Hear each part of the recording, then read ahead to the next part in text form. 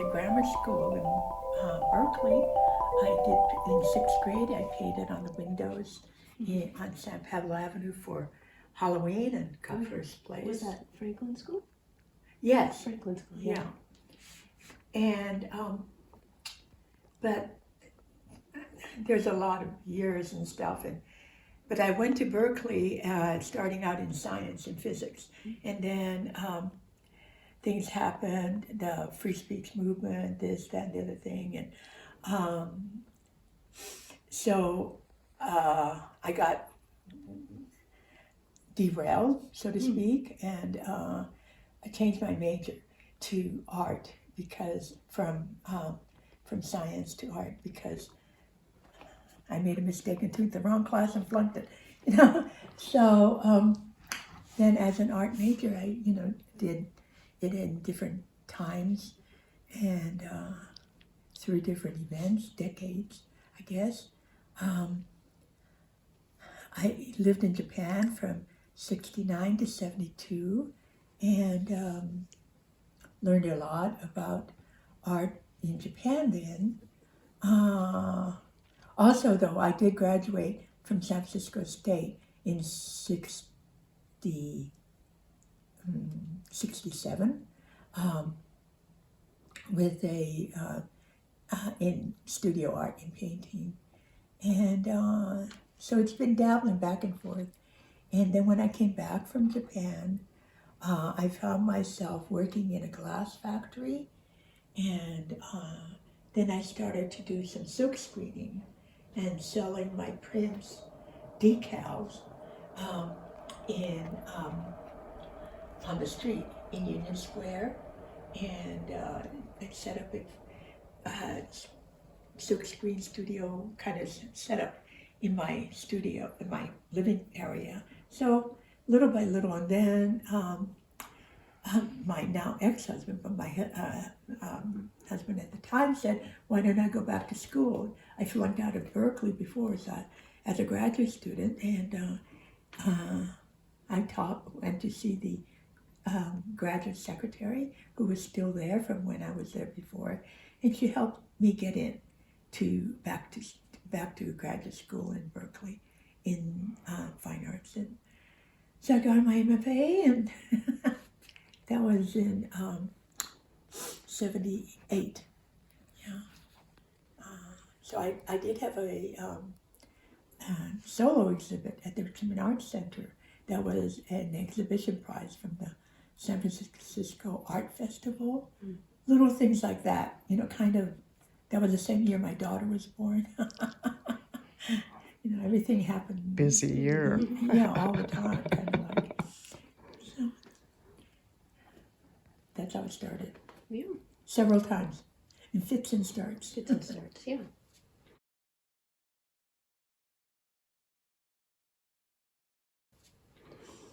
So you've also lived in Berkeley more or less most of the time, it sounds like. Yes, I'll say that when I moved back from Japan in 1972, at first I went to Canada because my mom was just moving there to British Columbia, and my sister had moved to Edmonton, Alberta, because her husband was a draft dodger. So I went to Canada, and I felt like it was another foreign country. They said words differently, record or whatever, progress. And so somehow I couldn't manage it. So I came back to Berkeley, and I found myself really at a loss. I couldn't remember the names of the streets and things like that. Things were different. I for different reasons, but primarily psychological. I lost it. And so it kind of was a struggle getting back in Berkeley. That's how come I was working at a glass blowing factory. Started to get my bearings. That's when I saw there were these windows, sort of like these, in the factory, and I started to think of, in a way, I didn't like them, so I made decals that I sold on the street. Here's one. These are leftovers, right?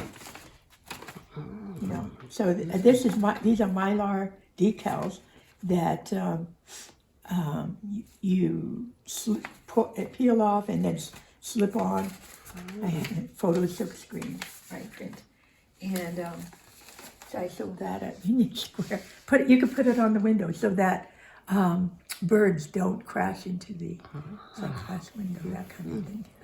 Some big ones like this, you know? And actually, I sold it around Christmas time, and some kid came and stole a couple.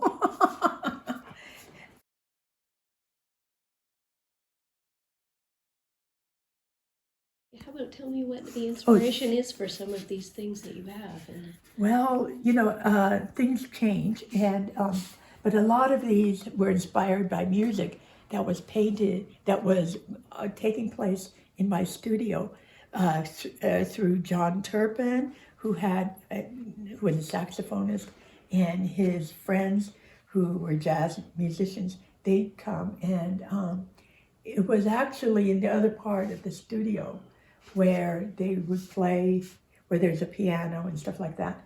And I got to paint while they were playing. So they would play for about 5 hours every week for about 10 years. And I really loved it. It really makes a difference to be able to feel the music and feel a sense of visualization while the music is happening. And they weren't practicing da-da-da, like that. They were more getting into a set and then going over it and flying away and stuff like that. So I really loved it, yeah. So that was that. But then some of these paintings, like that one, is Orumala. And that is based on the floor there. That one is Yemaya. That's another Orisha deity, the blue and white.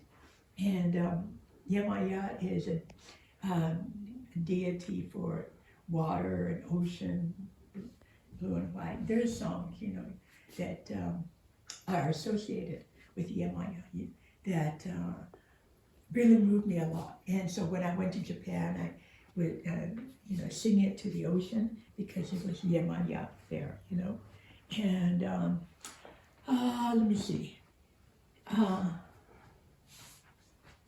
This one is called Love Letter Number 3. This is sort of like a real emotional moment or time, maybe a couple of years in my life. So Love Letter Number 3, meditation, and but in a way it's similar, although they're 10 years apart. That's an early piece, 78 or so, 78 or so. The last one of the series that I did that had to do with scraping and then paint, drawing on the surface with Prismacolor pencil.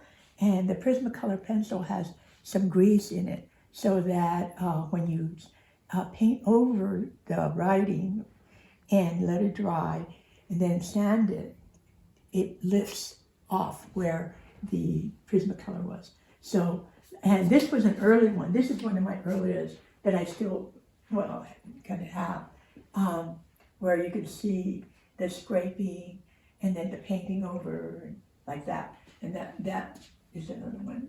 So most of those were when I was with a gallery, and I don't have too many. This one I have.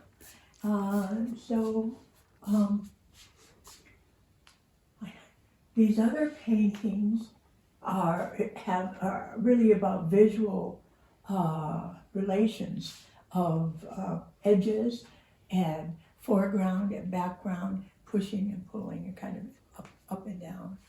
Yeah. Okay. Yeah. Should we go to the other part then? Yes. Mm-hmm. Yeah. Okie dokie. So here are some more, and let's see. There are more. These are earlier ones. These triptychs are based on kind of this visual phenomenon of colors relating to each other. And it's a little hard to describe because I don't really know the physics of what was happening. So I can't explain it that way, but I know that this is called integration yellow, and that's integration blue. And I was doing a series that was about integration, meaning thesis, synthesis, and thesis, antithesis, and synthesis, like going together. And you see, so this, I don't know whether you saw in the studio, the tall paintings that are 9 feet tall. There are about 10 of them, 15 of them. And so these paintings are 9 feet by 5.5 feet. And they have different ideas. This one is called, Giant Eye in the Rain. I think that was my daughter, Nina, who, when she saw the painting, she said, "Oh, that looks like a giant eye in the rain."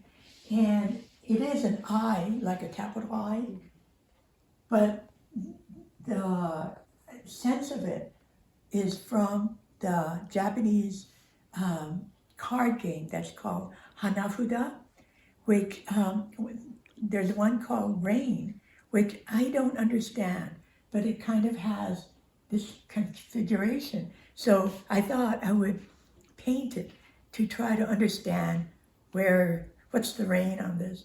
Anyway, so when my daughter saw it and said, it looks like a giant eye in the rain, then I thought, well, I did it. I produced a rain feeling painting without knowing what it was. So every painting has a little bit of a different story. And those paintings, some of them, these two are not mine, they're friends.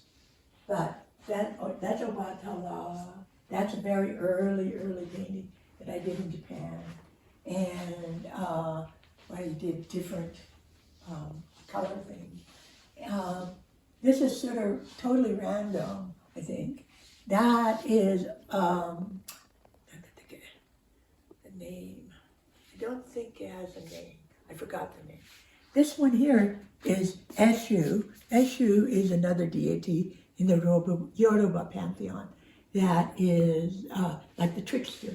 It's represented by different colors, and you can't tell what color it is that you're seeing as Eshu walks by. And the one on the far left, that's Odu. Odu is the configuration that comes from divination in the Yoruba with the implements of the divining implements that are used. So that's one of the things that I got very interested in Yoruba about, was the divination. And that's Shango. Shango is red and white. And so I painted the deities in order to try to understand the symbolism and use the elements that are a part of that deity, kind of. And so Obatala is wisdom, color is white, and like that. Oh yeah, and then like Eshu, that's a crossroads, so that's why it's a cross. And also trickster, because fate can change at the crossroads.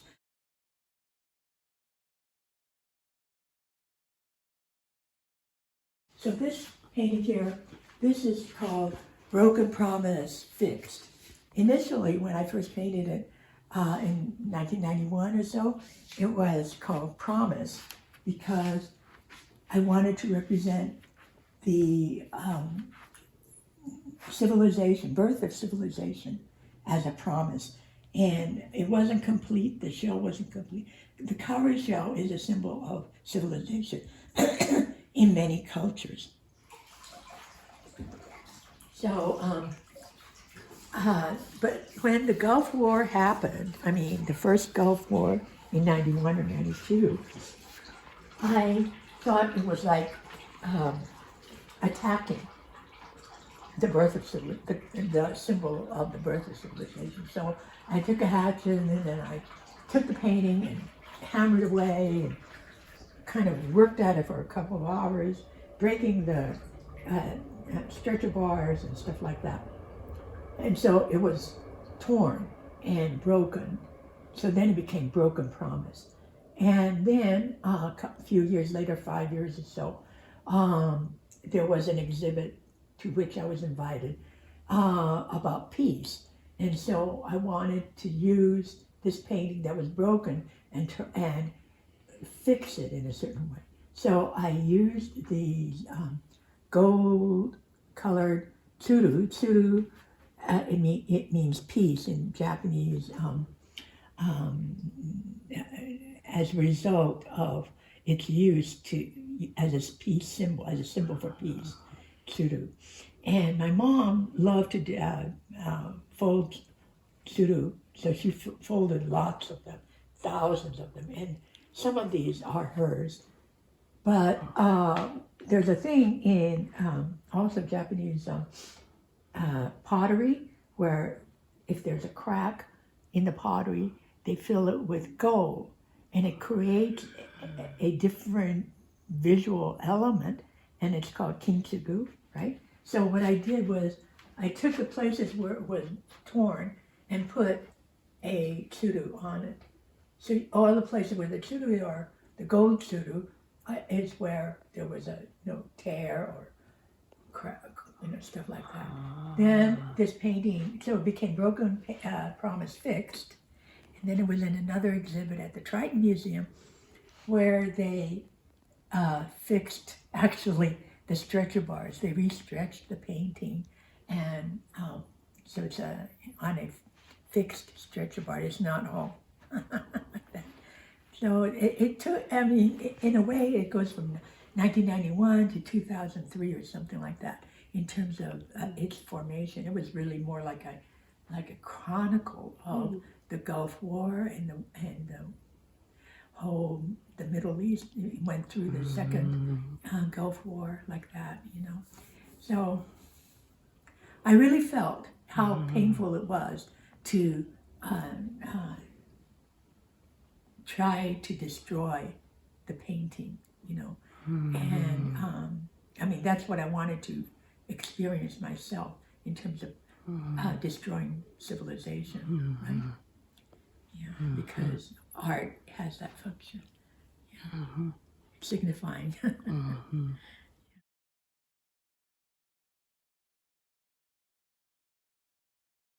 So how much do you think you incorporate Japanese culture in your art practice, whether directly or less directly? Like clearly this has some direct elements. Yeah, well, I mean, I hate to quantify it on that. I mean, I'm not sure I could. I think it depends a little bit on what's there and what I can bring to the situation. Maybe I fall back on Japanese ideas when I need to or something like that, when I don't have something else, I'm still learning. I learn a lot about Japanese culture all the time, more than so that there's always a surprise for me that there's more learning to do, a lot. And that's good, And I guess that's true of any, in any kind of cultural dimension, yeah. And from reading also, there's a lot. So you go through it, and then there's more there. It doesn't finish in a way,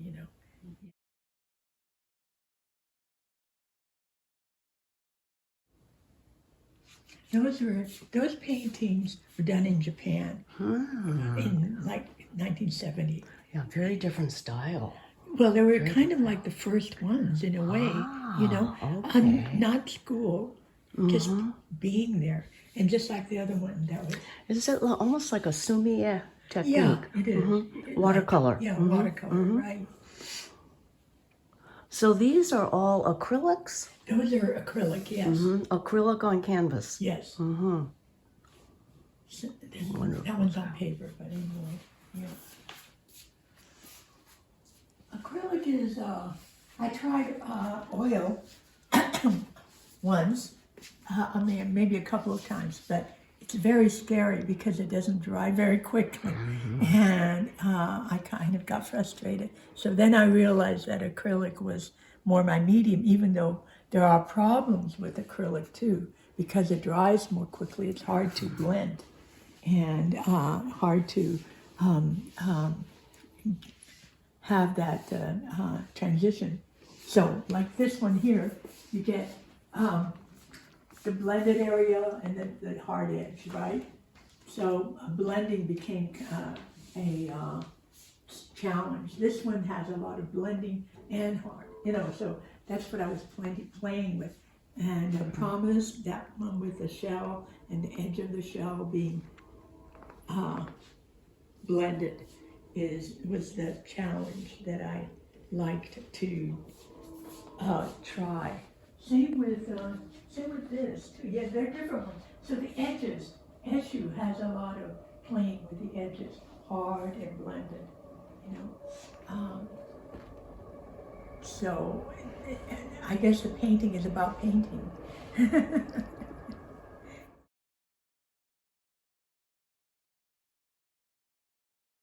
Were you generally encouraged to do art? Like, what was your family's reaction to it, or what? About Oh your yeah, peers in my school? father was still alive when we moved to Berkeley in '58, and so when I did this thing of painting on a window for Halloween, and the school kids in sixth grade got to paint on the window, and I got first prize. My father was very proud of me, and he took, I don't know if they took pictures, but I won one of these granddaddies or big daddies, big, it looked, I don't know how big, maybe it was only this big, but I've seen this big, caramel candies. That was the prize, And so my father was super proud, and he took me to the store or whatever it was, and we got the candy. And but he died that summer, actually. So we were in the process of really going back to Japan almost, but because he had a job waiting for him in Sendai, but because he died, we stayed here. Where my mom has family, is really my family too, is Adachi Florist and Nursery, is where we stayed, is the reason why we stayed. So we were in Berkeley, but then when my father died, we moved back to El Cerrito and lived with my grandmother's house, for a couple of years until my mom was able to get a house in El Cerrito, and she worked at the store. Yeah. And when did you come back to Berkeley then? I know you came to Then, Cal and let me think. So then I went to school, Harrell's High School when we were in El Cerrito, in El Cerrito. Oh, and then I went to Berkeley, UC Berkeley, in 1962. And so I was here a couple of years, or a little over a year, when the free speech movement happened. And so I got involved in that, largely because a student in my math class, honors math class, was among those who were arrested or reprimanded for manning a table that was, seeking student people to go help register voters in the South. That was the purpose of that tabling student effort, right? And just recently, let me think, where was it? I read about the free speech movement. Because of that involvement, one thing led to another. And there, I found myself participating more and more. And I heard Mario Savio give his talk and stuff like that. And but I didn't get arrested. I got reprimanded by the university for staffing a table, that kind of thing. But where was that? That was in '62, and then '64. The free speech movement was in '64, and then I dropped out, and some things happened personally, and then I was at San Francisco. Went to San Francisco State to finish in painting, and then came to graduate school here at Berkeley. And I was there in '68, '69, and participated with the Asian American Progressive Alliance, APA. And that led to being involved in the Third World Liberation Front. I was a graduate student, and so I did assist Paul Takagi in the first class that had to do with Asian American Studies in '69. But because I didn't attend, and there was a strike, and I didn't attend my graduate classes, I flunked out again. And then, so I thought, well, I'll go to Japan, because it's hard to talk about Asia and not feel that close to Asia. So I thought I'd go to Japan. So I went to Japan with my mom, and then I was going to come back, but then I loved being in Japan. So she came back by herself, and I stayed and lived in Japan for 3 years until it was apparent to me I couldn't stay there because I couldn't read Japanese. Even though I was born in Japan, I wasn't in camp like my grandparents and my aunts and uncles on my mother's side were. My mother went back to Japan before the war, and then got stranded. She missed the last boat coming, picking up U.S. citizens to go back to come to the U.S. So she was in Japan, and I was born there. Same with my sister. And then we left Japan in 1949.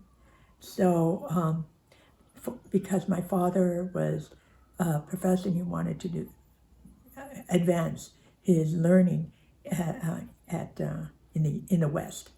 So that's a little bit complicated, but how back and forth. So that's how come we got to Berkeley. So I went to Berkeley 3 separate times, separated by 5 years or more, like that, And I stayed with it. I'll just say that. I don't know why I had to be.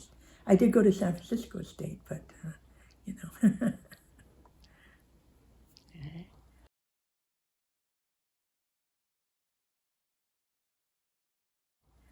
UC Berkeley, I guess, meant a lot to me. Sounds like you lived through a lot of the notorious years. Yes, I did. I was there at that time, and I did participate because in different ways. Free speech movement, I was really a bystander. The throngs, the masses that were sitting in at Sprout Plaza. But for the Third World Liberation Front and for APA, I participated more actively in the leadership. Yeah. And so did you participate any more in activism when you returned from Japan?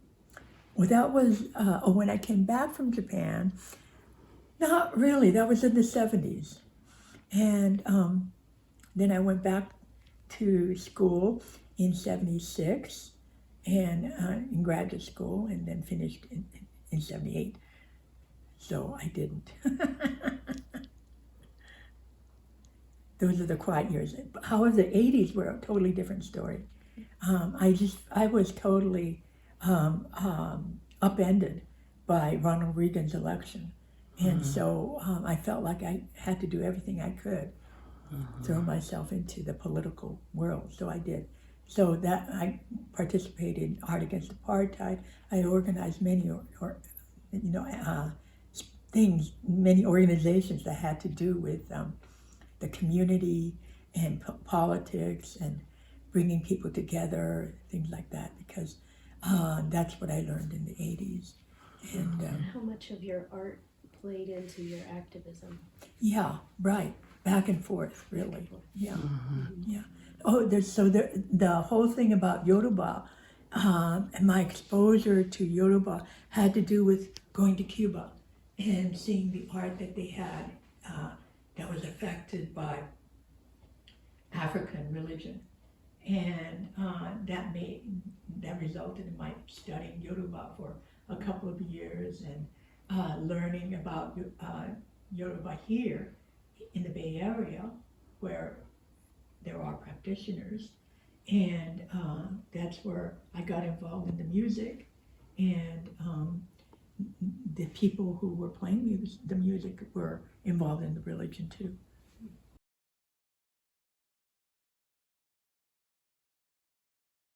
Well, thank you. Thank you so much, Betty. Yeah, Thank you for this asking was me. a really great perspective, almost in a nutshell. Yeah, it is a Of nutshell. your life as an artist and an activist, and just a very active part of our culture here, and all of the changes that we've been going through. Thank you so much. Thank Thank you. you. Thank you so much.